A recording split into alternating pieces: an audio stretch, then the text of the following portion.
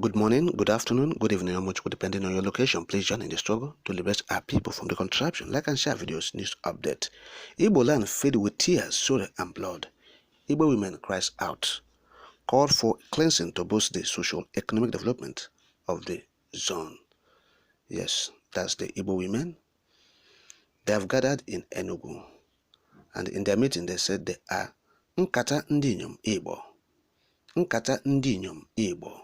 They gathered in Enugu to brainstorm on the way forward for the Igbo, the Southeast, the Biafra land. They say what is happening in the Southeast, the Biafra land, is giving them sleepless nights. So they called on the youth, the men, to come together and join hands with them to make sure that these killings, this insecurity bedeviling the zone is put to a stop. Yes, they want to end anything insecurity in the region. The women gathered in Enugu and they said they are crying over what is happening in the land of the Biafra or Igboland, as the case may be. Yes. Now their leader, Josephine Anene, a one-time Women Affairs Minister, was decrying the whole situation. And in her statement, quote, "What we see on a daily basis in the region are tears, sorrows, and blood. We have sadly looked on, but it is obvious we all need a team spirit for the wrongs to be righted. We must all look in the mirror to see what held us down and how we can partner for the progress of the third tripod in a Nigeria that seems to be at a crossroads, politically, economically, and socio-culturally." End of quote. Now this is what they are saying. So they said Southeast needs to address the insecurity that have made the region lose billions of naira. For the Southeast region is known for its industry and commerce. Yes. Now the Board of Trustees chair of this group, Regina Amadinjoko, she said the conversation was born out of Igboland's need for speedy healing. Amadinjoko pointed out that no society developed without security, justice, and peace. According to her, women are the daughters, wives, and mothers that fuel the informal sector, yet are the biggest victims of the dysfunctional formal sector, where modern development seems to have excluded their inputs. Let me quote part of her statement. Quote, "Women play undeniable roles in peacekeeping, arbitration, and the institutionalization of justice in communities in ways that douse tensions and promote peace. This is possible because, unlike men, women are tripodal in nature. They are daughters, wives, and mothers, and they never totally leave any of those roles. So they work for peace on all fronts and circumstances." End of quote. Now, this is what the women are saying about the insecurity in the Southeast. So they are calling on the men to come together, the youths to come together and join hands with them to bring cleansing. But before you cleanse the land, before you talk about cleansing, what is happening must stop first. The killings, the bloodletting. Look at what happened in Labanta. What is happening in Labanta? If not for the intervention, the quick intervention, I must add to it, of the governor of Abia State, Alex Oti. You saw the macabre, saw the gory side of everything there. Yes, what the Fulani people have been doing in Labanta. So these are the things. You must stop it first. You stop the bloodletting before you start talking about cleansing the land. Indeed, the land needs to be cleansed. But the killing, when it has stopped, it is very important to know. So they have to tell those people who are orchestrating these killings, they are the political Ediabanes.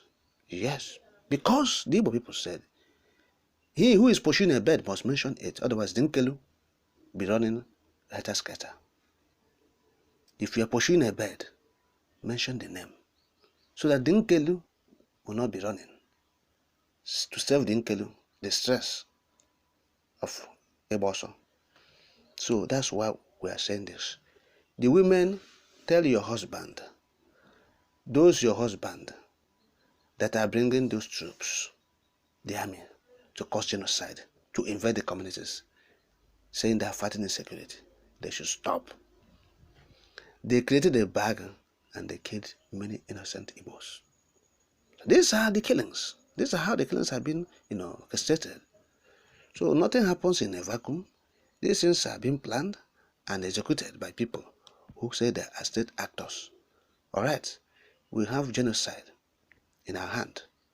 Yes, they are bringing genocidal army to us in the southeast. So the women should speak up, not just guarding and saying Nkata ndi Inyom, ndi Inyom Igbo. They should move a step further. Call their names.